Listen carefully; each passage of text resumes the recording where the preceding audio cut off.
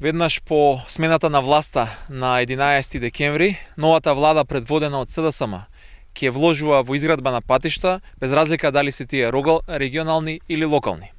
Најавуваме сериозен инвестициски циклус од 3 милиарди евра за 10 години само за патна инфраструктура. Делчево и регионот ќе добијат нов пат, кој што значително ќе го подобри животот на граѓаните од овој дел на Македонија. Владата предводена од Социјалдемократскиот сојуз преку инвестициите во инфраструктурата не само што ќе ги подобри условите за живот, но воедно ќе отвори и нови работни места за луѓето кои што ќе бидат ангажирани и преку градежните фирми, но и во другите сродни области. И тоа не води кон нашата крајна цел. Тоа е подобар животен стандард и повисоки плати за граѓаните.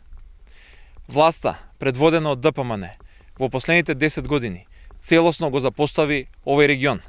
Впрочем, патот Делчево-Видница, на кој што денес се наоѓаме, е еден од најдобрите примери за тоа како овој регион целосно беше запоставен.